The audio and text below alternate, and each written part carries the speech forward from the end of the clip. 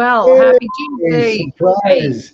I love it. I Surprise. love it. I've got some of that in here. Okay. Yeah, Yes, we always coordinate. We always coordinate. we could do the dance. We could do the dance. How are That's, you? I'm doing great. It's a little hot here and smoky here in the Great Northwest. We have our fires back out this year, and Jasper has been evacuated, which is Oh no, really, really, yeah, 7,500 people, I think, something like that. Jasper. Wow. And my daughter Laurie lives in the mountains south of Jasper in Fernie, BC. Right. I was thinking about her. Her Mhm. friend Cassie lives in Jasper, so Okay. that's like one of her best, like her best friend, right? Right. Yeah. Holy cow, Mhm. that's incredible. So is it move? Which way is it moving, Lori? I don't know. I'm just hoping it doesn't move south. We're 4 hours south of Jasper. Okay, You know, the Rockies are right there. Like we're on that western side. So so it we're, can crawl. It can crawl down oh, the. could do anything. Yeah, and it's Wow. windy. It's windy here today too. And I heard it's supposed to continue to be windy. Is that correct? Yeah, that's right. That's right. Okay. Well, all the best, and Yeah. for everybody that's facing this. I know that there's people on the front lines working Oh. their tail feathers, Mm-hmm. Mm-hmm. to the bone. So keep, best to them. Safety first, Mm-hmm. right?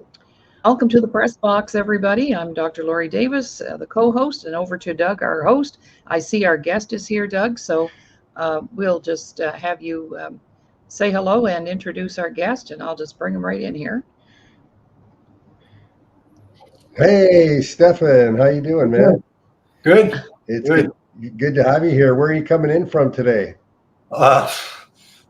Grandchildren at the trailer, Oh, even the grass cut, propane, and 50 million emails and text calls coming in all at once. So yeah. oh, Oh, wow. isn't that fantastic? Like just to give the audience some reference, Stefan is the executive director of Veterans House, and what Veterans House does is it helps veterans get their business going, and it helps other businesses in Canada feed veterans. If they want to deal with veterans, you go to Stefan. If you're a veteran and you want to get a business going and deal with the globe, you talk to Stefan. Maybe you could give us just a little rundown, Stefan, on where you are right now, and what you're doing and the exciting things that are happening. It's so exciting that we physically cannot keep up right now, which is a great first world problem to have. We have a retraining program partnership with the Disability Channel, and so they are retraining veterans into media. And that's one program. We have the wellness camp going on the East Coast this August, and that's going to be accompanied by a documentary crew, so that we can tell the world what we're doing and how we're going about it, with some bringing some heavy hitters as well, actual doctors who support this approach over pharmaceuticals and treating things as a symptom instead of a root cause. Then in addition to that, we're looking, I think TDC is looking at having a crew along with yourself at the Invictus Games, working on a few interviews. A couple of the guys I know have been on the games, and one is on this one, so we're going to work on that and see if we can't get some inside stories and scoop on what they're doing and why and how they're doing it, that kind of stuff. Where do you want me to stop? Because I can keep going for the next hour. Well, I make the stories. Here's the thing, right? We're in a position now with Veterans House to make the stories available to people. Yeah. Right. Yeah. And that's the key. If people can hear stories that they relate to and engage and move a little bit closer and feel a little more independent. I mean, that was always the goal. When tell me, Stefan, for the audience, the ones who are out there and they want to make something and be successful, when was the first day you started with Veterans House? How long has it taken you to get the organization to the point where it's, cash flow positive, helping people en masse? Like, when did you start? So I would say it's been 61 years, 2 months, and Okay, that's you. You're Good answer. You're an entity. That's correct. But then there's another entity called Veterans House. You know, like that was started, you know, as a corporation, as a not-for-profit. It's not that much a stretch, you see, because a year after me came along my brother. And my brother and I have had a great relationship growing up. We've been phenomenal friends the entire time. We've had the same friends. We've always hung out together. We're only a year apart. And we began with this conversation back in 2011. And the question on the table was, why was it I had not committed suicide? Why was I not dead? Why was I recovering when so many others were facing, suicide, elimination? Good question. Great question. Yeah, and that began the dialogue. And what we realized quickly was that I had the right help at the right time, with the right changes in my daily living routines and practices that made enough of an impact that it kept me alive for 20 years until I could start my healing process. And so the healing process for me really didn't start until 20 years after the fact. Mm-hmm. Well, tell us to refresh for the audience. Tell us about where you started in the military and how you ended up at that place where you realized you had to recover from something. Yeah, well, I started off in the military getting top candidate on my first course, kind of deal. You know what I mean? Like it was nothing. I was like, oh wow, this is a system I can relate to. All I have to do is focus, and I can accomplish just about anything I wanted. And that's what I ended up doing. I was advanced parachutist. Excuse me, I'm a not advanced parachutist. I am a parachutist, not advanced parachutist. But I've got well over 200 jumps. I've done some pretty low-level jumps under 600 feet, and did one at night, full equipment as well. So these are all high-risk type stuff. I did a lot of mountain climbing, qualifications for mountain ops. I don't even know where to begin, Doug. You're a medic. You weren't just jumping out of a plane. Yeah, I did 7 years as a commando.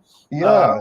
And I got deployed into Somalia, where I was given an experimental drug without warning.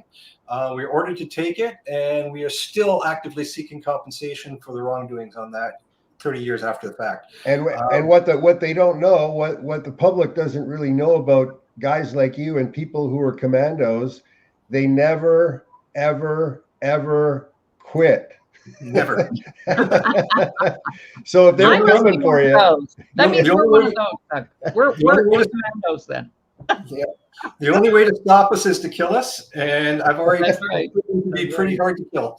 Well, that's it. So if you're coming for if you're in a particular lane, you got that lane, and if you're not going as fast as you, then get out of that lane, or you're going to run them over, and that feeds into all the work that's happening, in the healing space, right? The shift from pharmaceuticals to plant medicine, the science-based approach to plant medicine. It's not just a hope and a wish. I mean, this stuff is working. This stuff saved your life, right? And I'm already seeing it being attacked. And this is so that people can fully understand. I was given a neurotoxicant, right? This drug was known 5 to 7 years prior to our use of it to cause 38% neuropsychiatric injuries in the people that use it. All right, because that was a WHO study done in '85, published in '87. We started taking the drug in '92.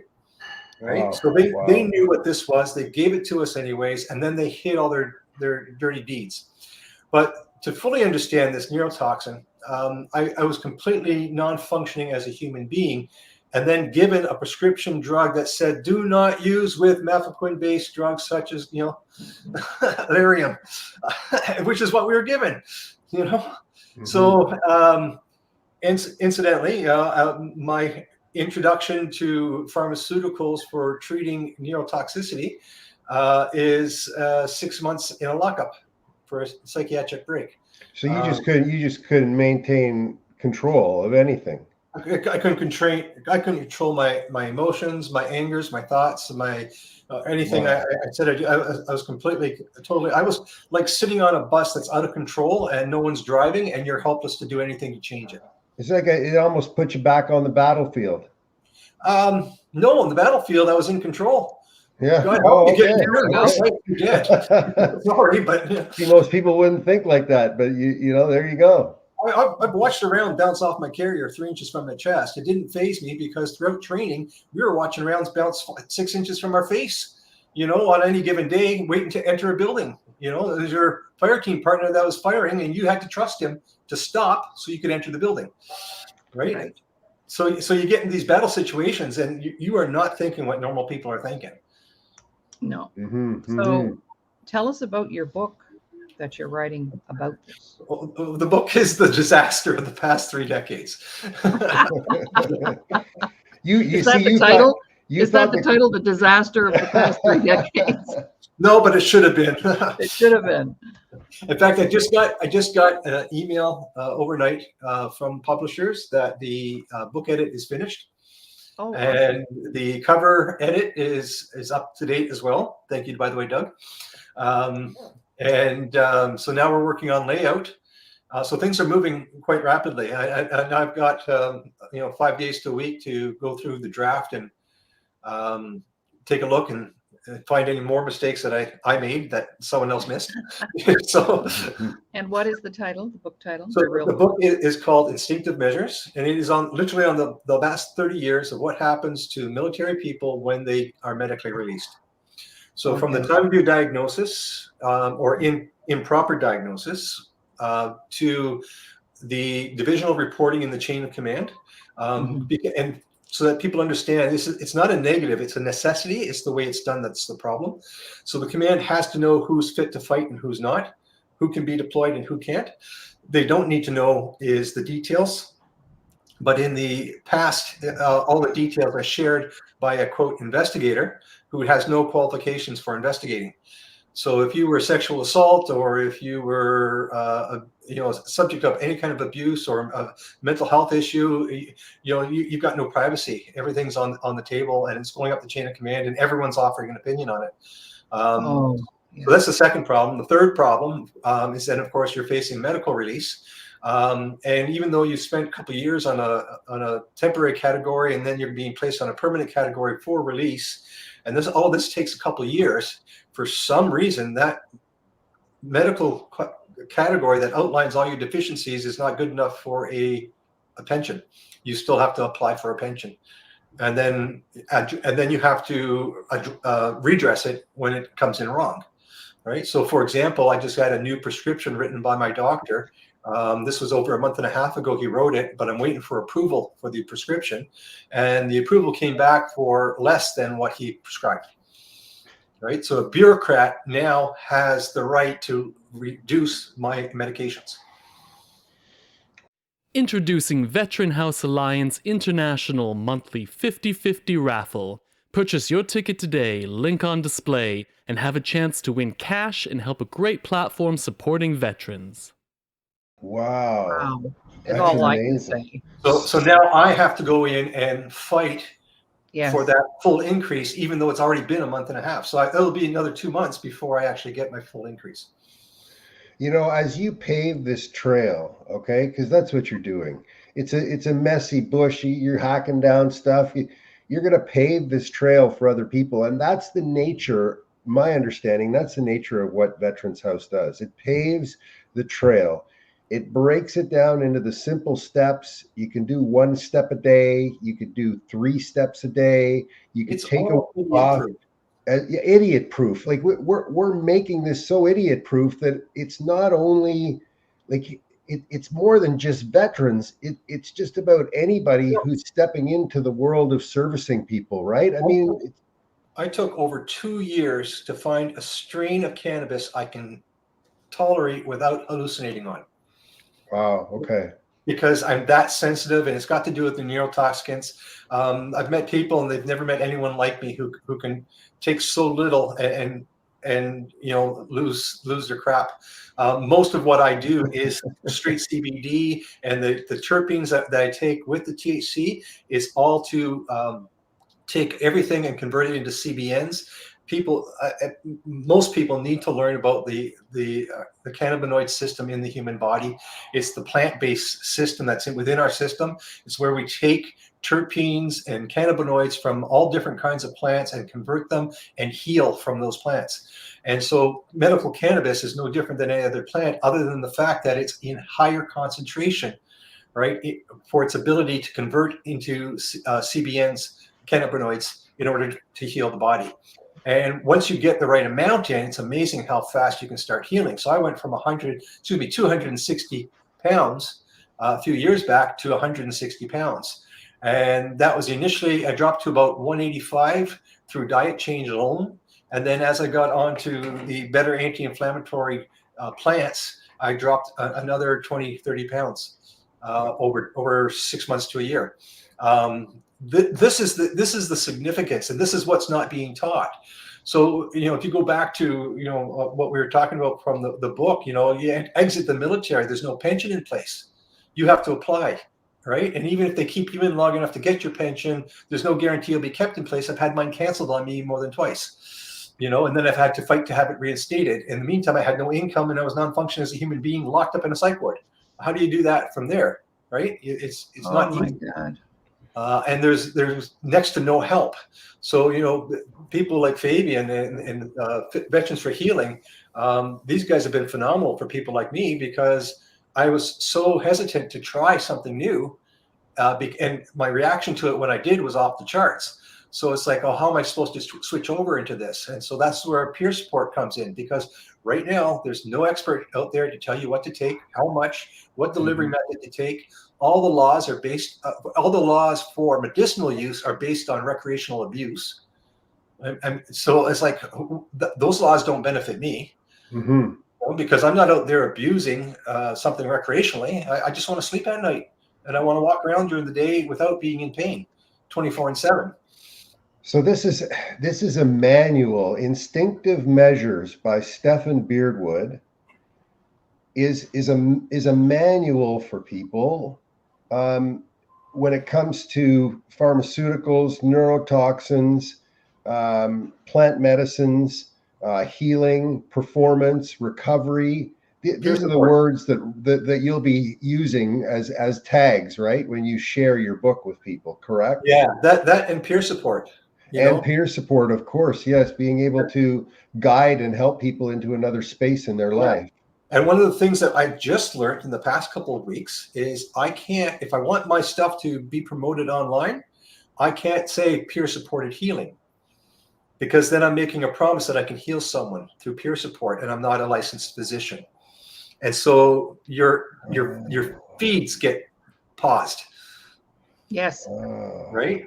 So I'm learning wording even beyond wording at this point in time. Well, communication, you got the czar of communication with us. We've got her with us actually on the call. So, and I'm sure she'd like to provide some feedback before you use the words that you use.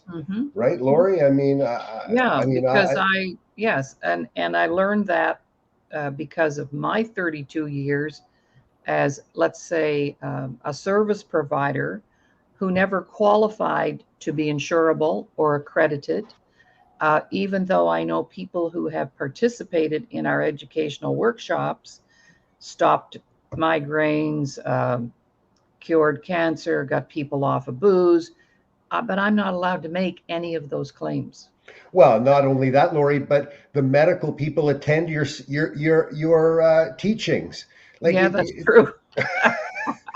If they're on the cutting edge, they're coming to you, right? That is true. That is true. Like Dr. John Lin in Taiwan in 2005, chief of psychiatry for Mercy Catholic Hospital in Jinsu City. Yeah. Brought his psychiatric and professional people to me because he wanted all of them to participate in the life-changing self-worth workshops that we provide, because he wanted to provide that for his patients' families. Like, we're talking 2005, okay? They're so far ahead. Wow. And here's a whole professional mental health care team. And as a matter of fact, during that process, I went to Taiwan for 2 weeks to train up his staff, how to train up, how to deliver to their patients and their families. because he said there was no support for the families of someone who's mentally ill. And And that's he true. created that, and he left his practice. Yeah, he left his practice and started his own clinic because the hospital and the system would not allow him to integrate what they had learned from us into the medical system. I have a friend who's a quadriplegic. Okay. He's in his 30s, give or take. So no, it's not you, Doug. Though technically, I know that you're still a quadriplegic. But he was having some mental health issues. Someone had given him some THC, say, oh, this will help with your depression. But they gave him sativa, and they gave him the highest possible THC, which causes, instant psychotic break kind of deal, right? And actually, let's come back to this in a second too, because there was two research papers I just read with regards to this. So anyways, he ended up with some serious mental health issues, but because he was being violent and acting out, even though he was in a wheelchair and was actually physically harmless, other than maybe he could run into you, they ended up kicking him out of the psych ward and left him on the porch of the hospital in the middle of winter, right? Because a homeless shelter would not take him because he was acting out and was violent. So when it comes to support for mental health at home, it does not exist. Absolutely not. Mm-hmm. And I am very familiar with that too. Mm-hmm. Yeah. Mm-hmm. But if we can come back now to that, because one of the first things that people do, and I know because this is what I did, is I had a friend who said, oh, try this if you're going to try marijuana, because I love this stuff, right? And sure enough, the first thing I tried was he said it was a balanced blend. It was probably a balanced blend of sativa, right? And me and sativa don't do well. I've been up for 6 hours and out of my freaking mind with no memory of it whatsoever, and driving my wife absolutely crazy. Mm-hmm. These are the kind of things that kind of strain does for me.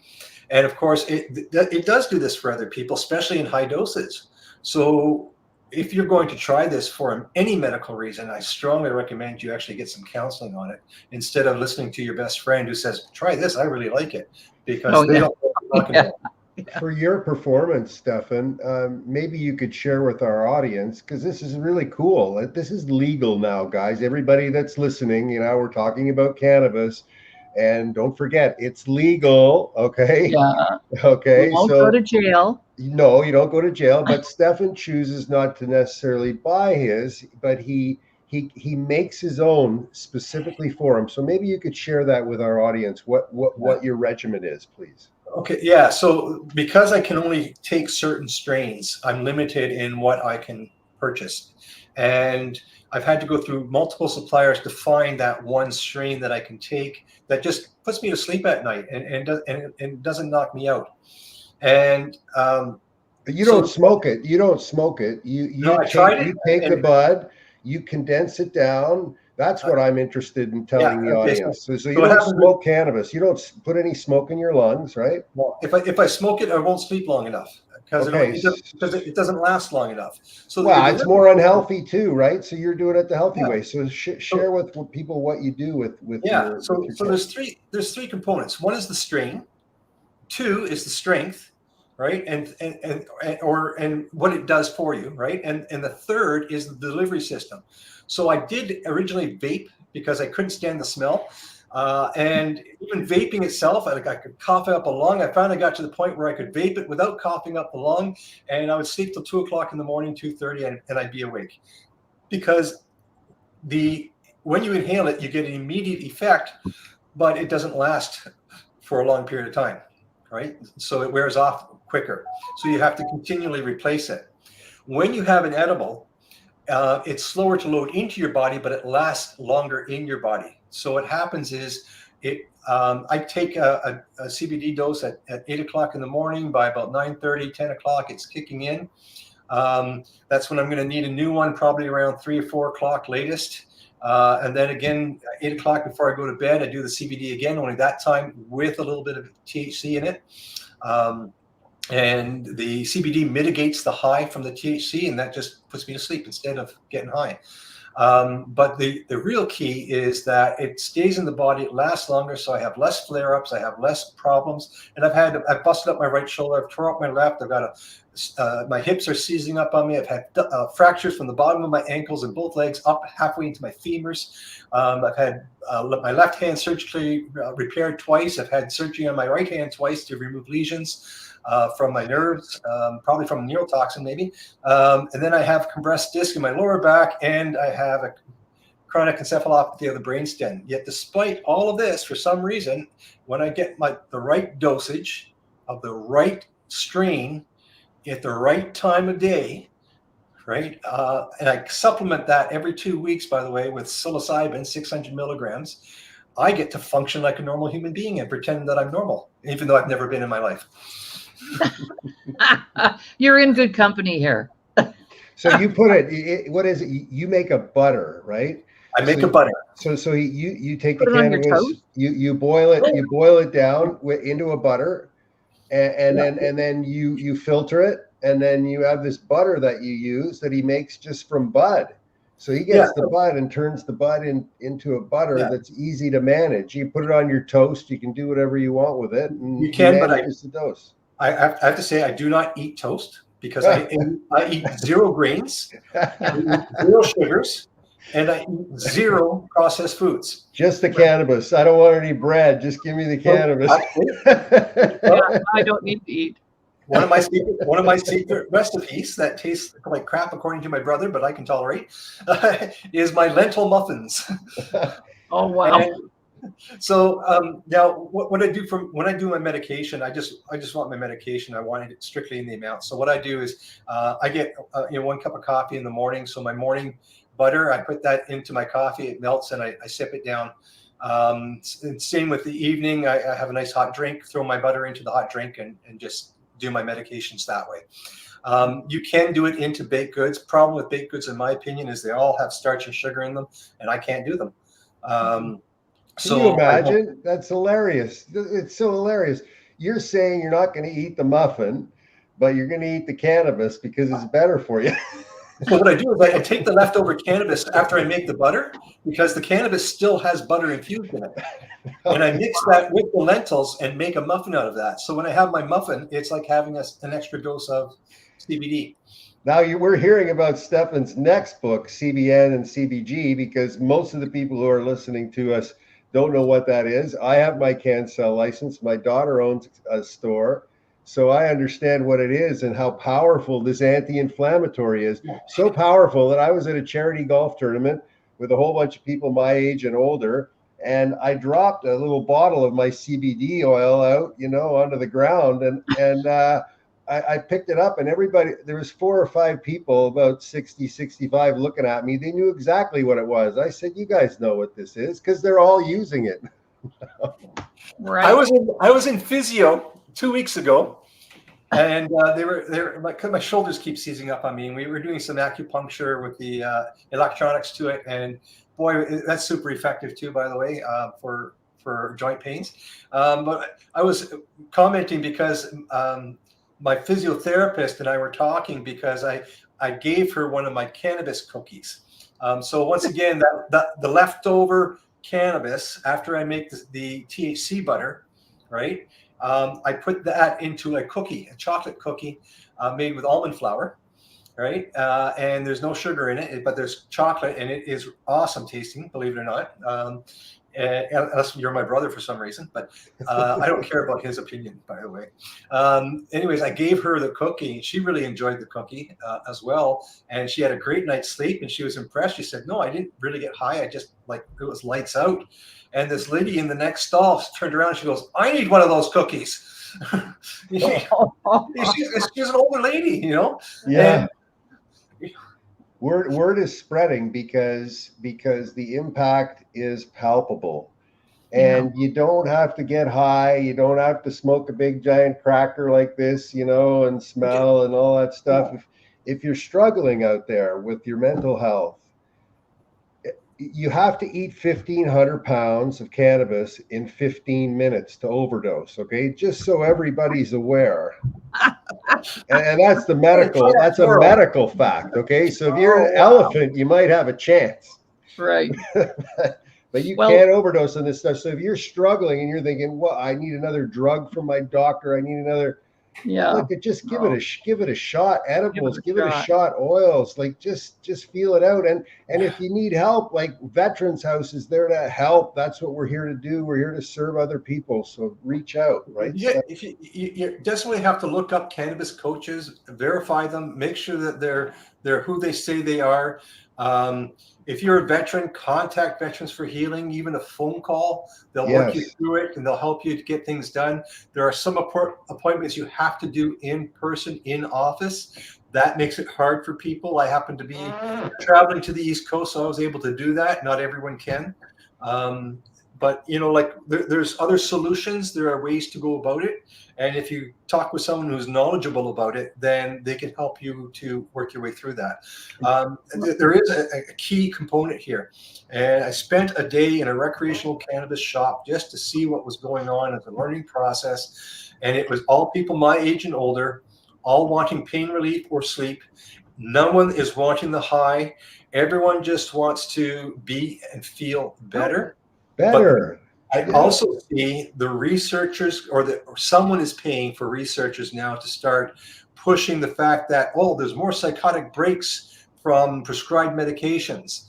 And it's like, well, wait a minute. Is it from the prescribed medications or is it from people who have prescriptions who are taking something that their friends recommend instead of what they're being coached to take, and they're getting offered the sativas, which is not necessarily the best interest of all people who take it. We welcome you to advertise and promote your goods and services and or brand your logo to 34 million subscribers on Canada Talks 167. Your investment will go towards our employment programs in the media industry for persons with disabilities and veterans. Now, do you guys know what a hot rum toddy is? I do. Yes, yum. So, you put butter in a hot rum toddy. So maybe we should substitute that butter for your butter. Laurie,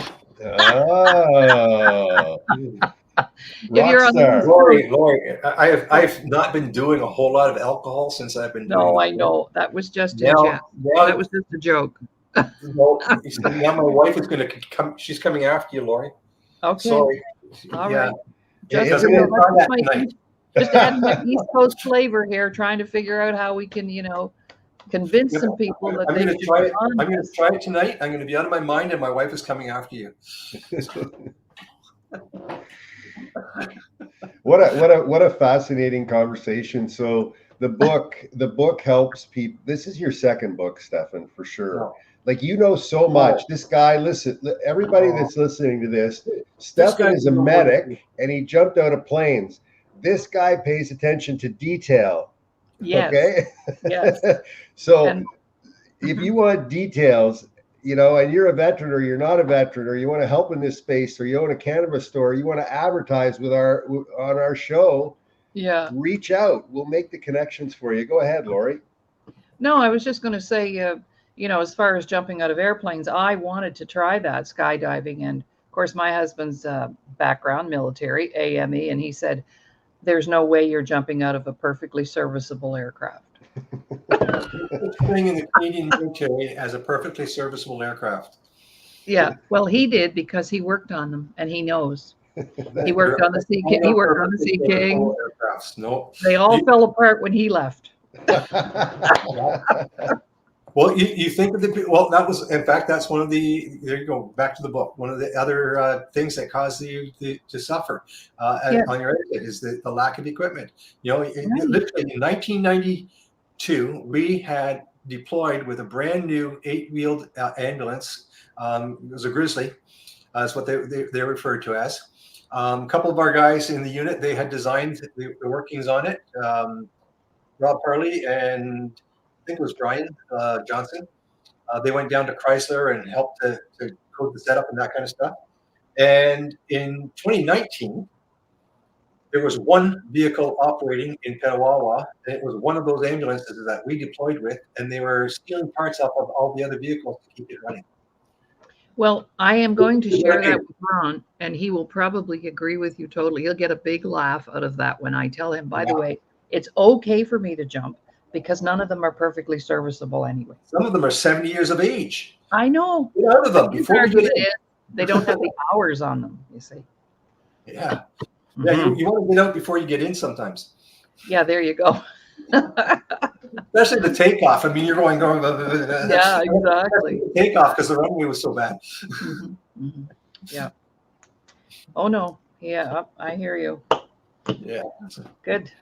So what's All right. What else? so let's talk about the next steps and the timing of everything, because you're setting things up right now, getting this book out, and then getting the next book out on food and cannabis, but getting this first book out this spring. Go ahead, Laurie. One chapter on beverages. Yes, that's right. Healthy beverages. So getting the book out, you're setting things up, and as the day that this book comes out, you're coming on the show. And if you're not coming on this show, and it's because it's on a Tuesday, maybe it's on a Thursday, the book's launching, we'll find another show on the Today program that absolutely. you can, so that day that this book comes out, you're going to be scheduled that whole week, you're going to be really busy with us, letting everybody know how it's going. That should be sometime October. Perfect. Sometime in a great timing. I'll make a note of that. Because actually, Stephen would fit on all 5 shows, because Monday is self-care, self-improvement. Right? There you go. Yeah. Tuesday, he could come on with Ramin and I. Money matters. Stop buying drugs. Wasting money on stuff that doesn't work for you. We could do finance around that. By the way, today he made a list, gave us a list of the top 10 places in the world to live, and Canada didn't make the list. Wow. So, nor the United States, but he did that for us last year. He just did it this year. Wednesday is Wellness Day. Stephen, you could be there. Thursday is Veterans Day, so you could be there. And then Friday, it's just up for grabs, and we would grab you and put you on there. Yeah, it's going to be a busy week. We could book that whole week just for you. And you're just about to start talking about the Invictus Games a little more. Maybe you could tell us about that, because there's some exciting news there. Like, you can't say too much, I know, but there's some confirmations that have been made about the Invictus Games and the participation of Veterans House. Please. Yeah. So right now we are still working on structure. Structure comes before anything else. If you get your structure right, it doesn't matter really what speed you operate at, because you're going to operate faster than if you're working alone anyways. That's because you're teamed, right? And things just go faster, they go smoother. There's someone watching for you, so if you slip up, you make a mistake, you miss something, you can catch it easier. Likewise, like there's someone to encourage you to keep going. So I think those things make a huge difference. I got lost on my train of thought on that. No, well, if for sure on the team side, getting inside an ecosystem is critical, right? And this year in February, I believe the Disability Channel is going to be on the ground in Whistler at the Invictus Games on February 2nd, and I think they start on the around the 8th of February. So we're going to be very involved, right? Yeah. So getting the team set out. So the team right now is in training. Right. Yes. So they've just started the next cohort, and the team is in training. So we need a full team to graduate. That's the first requirement. From the media program. Right? Okay. Yes. Because it's veterans going in media, right, to do those duties, right? And then there's the interviews of veterans who are in the games, and the background, the stories, and stuff like that.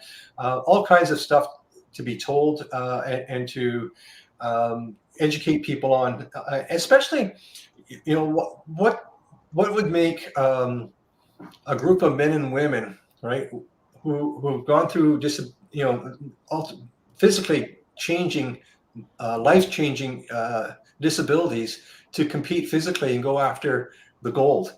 And it's because at the heart, they're still warriors. Nothing changed on the inside. They have a trauma, they have a disability. And many people have that without physical injury.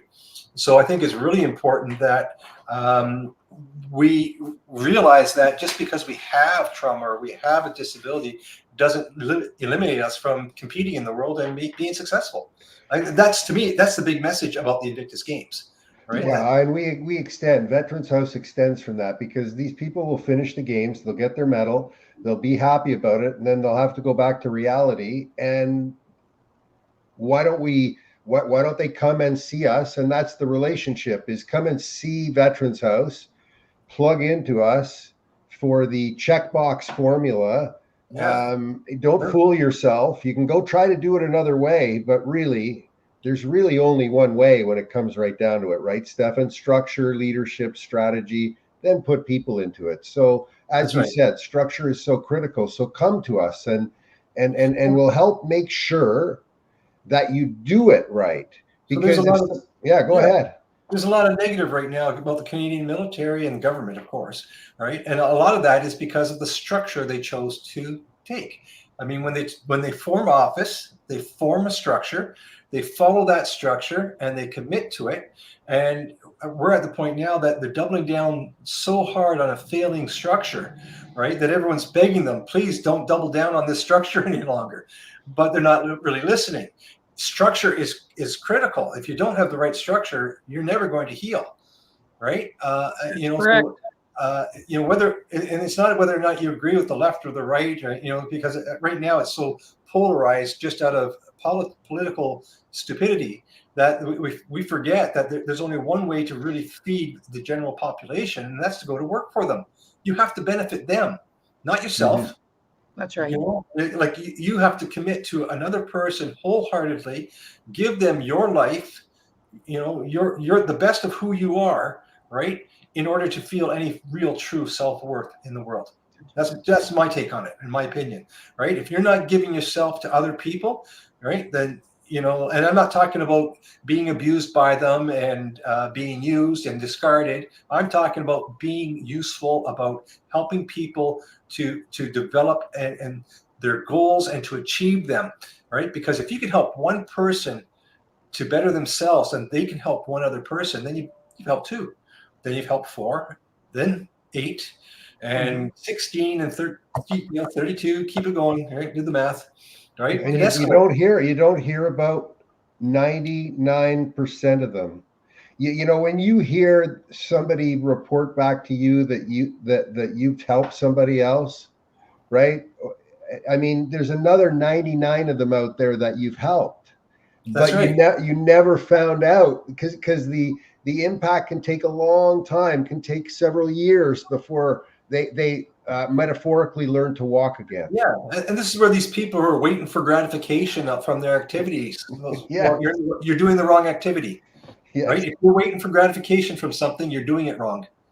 Well, actually, statistically as well, like right now, there's 3 of us on the show. Right now, energetically, we are reaching 750 people. So in my world, if one person comes and heals themselves and gets their self-worth on track and whatever, they will immediately impact 250 others. Yeah.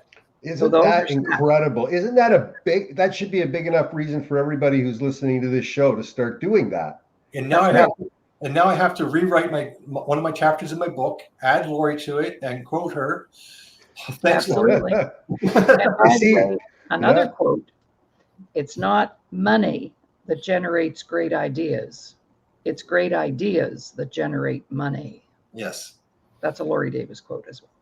I have and it's hard to put a plug. It's really hard for this book to put a plug in it, because it's moving so fast. And that's the way it was designed, right, Stephen?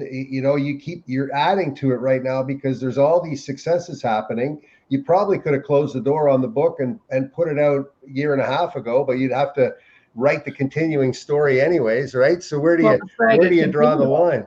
Huh? It's like a series. Yeah. The saga continues. Yeah. Well, I would like to see this end the saga in one respect, because every topic that I cover in the book, I offer a solution which is decades old. And those solutions are not mine. They were introduced by other veterans decades ago at parliamentary committee hearings, the members of parliament invite veterans to come and speak to them so that they can set policy or advise on policy. Mhm. But it's a dead end process, because the parliamentary hearings do not make any decisions. They only make recommendations. They're partisan in nature. They rarely agree, even when they do. In the example, a couple of years ago, they were 100% in agreement. They sent off a letter to the Minister of Health, and they got no response. So it's like, why would I want to waste my time doing that process? It's a lot faster to build your own structure and operate it without federal interference than with it, right? And so you just have to choose the way you do your wording. You choose, like, peer support is peer support. I don't have to heal anybody. You do your own healing. You have to do your own healing. No one else can do it for you. It's like going to the bathroom. No one can do that. Offer you a peer support environment or a peer support session, right? All I'm doing is teaching you how to do something for yourself. That's right. That can't be regulated. Well, and being another set of eyes, I'm finding that is really helpful to people these days. I just did a 4-day retreat in Sutton, Quebec, and just this past weekend, and it, like I said, being around other people, going out, like, I lost my train of thought too there, but you're able to see things through a different lens. Yes, a different perspective. Because we all get so locked in, right, Stefan? I mean, and if anybody's going to get locked in, it's going to be somebody in the military, because they're so conditioned over such a long period of time to be able to execute, right? I got a great story for you. Please. There's a friend of mine. He passed away about a year ago, Ray. Him and I are complete opposites in absolutely every way. If he's far right, I'd be far left. You know what I mean? Or if he's far left, I'm far right. If he's a liberal, I'm a conservative. Or if he's NDP, I'm PPC, whatever, extreme. And he was Air Force, I was airborne. You know what I mean? Like, it's literally the complete opposites. He walks around with camps with his hands in his pocket, and I laugh at him when he falls. But Ray and I, because we had the complete opposite viewpoints, we could sit down over a cup of coffee in the morning and argue for 2-3 hours, have a great time doing it, because it's all just really discussion. Walk away with a different perspective and a viewpoint that we didn't have before we came into the conversation. I learned more things from being challenged by Ray on my beliefs, and he learned more from me challenging him than I ever did having a conversation with someone who believes the same thing I believe. It sounds like you guys should have got married. Probably should. Well, most marriages, that's what they're like. One end of the stick and then the other, right? Try to come together in the middle. That was just a joke too. Well, and you identify because you're in the military with them, and you didn't go down the education road. They say an educated person is less likely to do stuff like that. Be patient, be caring, because they know so much. They think they know so much. They're too busy for that type of thing, they're right? Programmed. Yeah. So everything you talk about and everything that, as I review the book, and I've reviewed it, this is what's being talked about in the book, and it's so timely for this particular time in history, because, as I mentioned to both you guys, the peak of the fallout from the pandemic is still on its way towards us. The peak won't hit us till this coming winter. So this book is coming out this October. And is there any place right now people can pre-order it, Stefan? Are you setting things up for them to be able to do that? No. I'm sorry. Go ahead, Laurie. No, I know you're on a bit of a time frame, so we just want to excuse you here any minute. Yeah, that's what I was just checking to see what time it was, because I do have an appointment at 2:15. Okay. So no, you haven't done any preliminary stuff yet for promotion. Not yet. So the book. So I was very fortunate. They read it, they liked it, and I guess I was a good enough writer that all I required was a book edit. Great. And so the book edit is now complete. The cover design is now complete. The next step is the layout, and then we'll look at the pre-release and the release, that kind of stuff. Perfect. Somewhere Okay. within the next few weeks. Now you're ready at Veterans House to be able to help somebody write a book because you did it. That's amazing, man. That's fantastic. And you've got another function that you've got to attend in about 10 minutes. So we'll let you go. Yeah, but Thanks so much. Yeah, Thank you for having me. amazing. It's just an amazing conversation today, and can't wait to review it. I'm looking forward to it, Stephen. Thanks. Yeah. Well, thank you so much. And whatever we can do to support that and promote it, we're here for you. Yeah, 100%, 100%. If anybody needs any help, give us a ring. Thank you. Take care. See you later.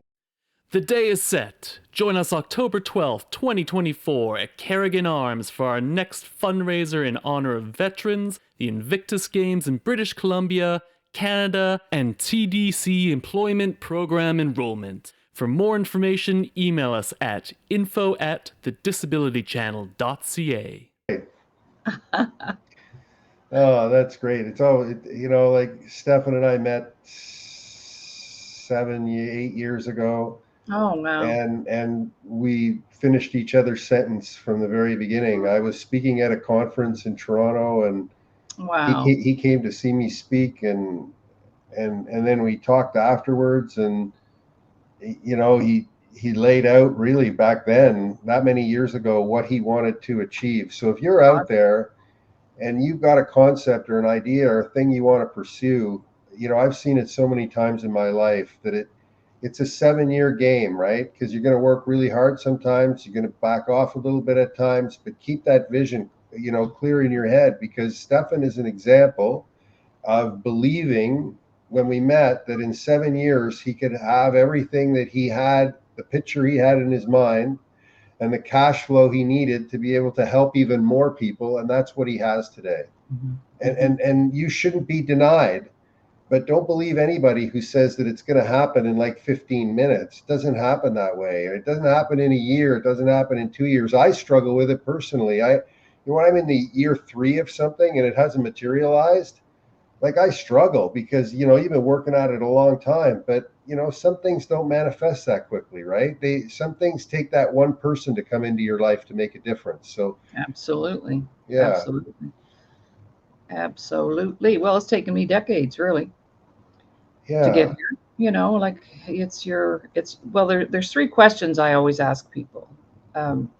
Why are you here? What do you want? And what are you willing to do to get it? And for me, the answer is always the same. Why am I here? To make a difference. What do I want? To make a difference. Mm-hmm. What do I do to get what I want? Continue to make a difference. That's so, what? It's so simple. And the retreat I went to this weekend, it's just that it resonates with that. It just, the whole thing. And I don't think you can heal unless you take that approach. That's right. And it's so simple. It's so darn simple. It doesn't require medication or drugs to realize it. But you get so much when you get that, right? And that's the simple message. And Stephen's book is going to complement all of that philosophy. Excellent. Yeah. Well, and when you live like that, you're always on your purpose. I have so many clients who say, well, I don't know what my purpose is. I said, well, your purpose is to serve others. That's why we're here, is to help each other. So if you're not on that path, you are off your purpose. You can't have your purpose until you become aware. That's right. Awareness comes before purpose. So if you're out there running around or helping other people run around looking for their, for their purpose, switch it. Switch it up. Just help them become more aware. Mm-hmm. Learn something, and then teach them that something. The most efficient something that you could teach. Right. And I think that's what that is. It's just an efficiency, right? Be aware, then your purpose. And if you don't have self-worth, your purpose is going to be teeny, tiny. Right? I mean, is that not true? Yes. And a lot of that is that your dog? That's my little pup, yeah. Is that your My puppy little or is cutie. that my puppy? She's protecting everybody. She Oh wanted my to be on the show today. That's Well, you should perfect, have though. brought her. Well, we'll have doggy day. I'll bring my Yeah. dog. Oh, would I love cute? that? She would sit. I sit here like Dr. Evil with Okay. my little cavapoo. It'll be frightening, because I Yeah. got the head, I got the Yeah, animal. you do. You kind of look like him, You could be that understudy for sure. That's too funny. Oh. Well, we had Pride in the kennel on the weekend, and I can't tell him too quickly that he's going to see Gunther at the kennel. If we're going to take him at noon, I have to tell him at noon, because otherwise he's jumping and driving us crazy till he can get in the truck and go see Gunther. He loves the kennel. Or standing there staring at you. Yeah, like staring me down, like you said. So he's going to hold me to it. Look at that. Even a dog can hold you to your word. I know. They're actually better at it. Yeah, well, some of them are running the household, That's how right. Well, this one is running ours for sure. Yeah. Well, it's fabulous day today to see you. Yeah, thank you. The guests upcoming as we move towards the fall. Yes. There's going to be a lot of athletes coming on, sharing their perspective about performance and recovery. And I'll probably be popping around to a couple other shows. So, Yeah, absolutely. And if anybody's looking to advertise, looking to share their message with our audience, please, give us a call and talk to us, and we'll figure out, what you're looking to accomplish. And look who's here, who wants to say a proper goodbye. Oh, Stefan, you're back again. Do you want to start over again? Let's just do it all again. No. You can have the last word here, Stefan, because we're going to go shortly. I had an extra 10 minutes that I. So I didn't I would wait to say goodbye to you, and thank you again properly. So appreciate it. You're welcome. Thank you. All right. Thanks for closing it out for us, Stefan. Appreciate it. On. Okay, everybody. Everybody have a great day. Later. You bet.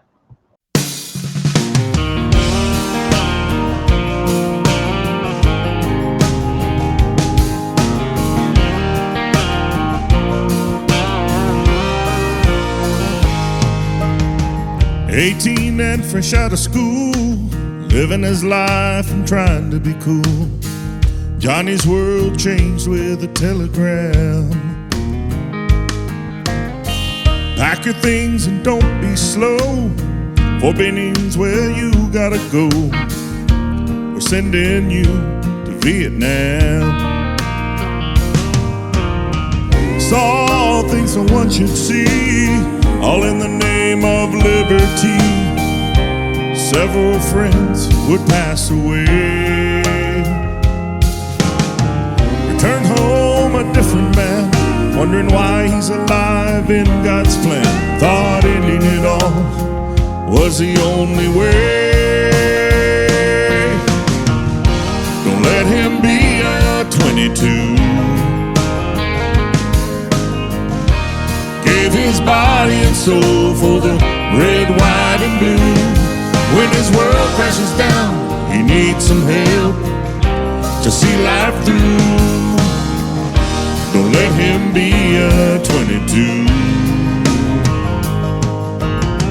Susie was an ex-prom queen. Mommy and Daddy gave her everything, but her eyes were opened on that September day. She watched those silver towers fall, knew she had to heed the call. Marine Corps blues were the way. Got sent to Afghanistan, where an IED took her legs and hands. Living a life with many surgeries. Times got hard and bills piled high. Disabilities were denied. How can she live with these injuries? Don't let her be a 22. Gave her body and soul for the red, white, and blue. When her world crashes down, she needs some help to see life through. let her be a 22. Men and women who take a stand, protecting our homeland, away from their husbands and wives, fighting their internal fights with long and sleepless nights. They need our help to live better lives.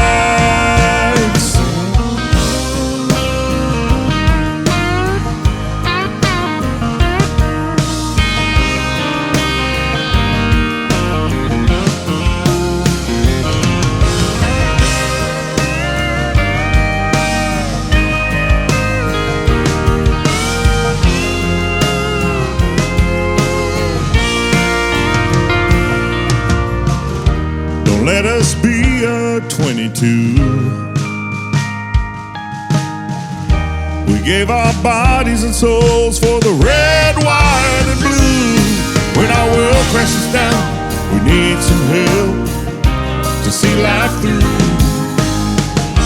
Don't let us be a 22. Don't let us be a 22. Gave our bodies and souls for the red, white, and blue. When our world crashes down, we need some help to see life through. Don't let us be a 22. Don't let us be a 22. We gave our bodies and souls for the red, white, and blue.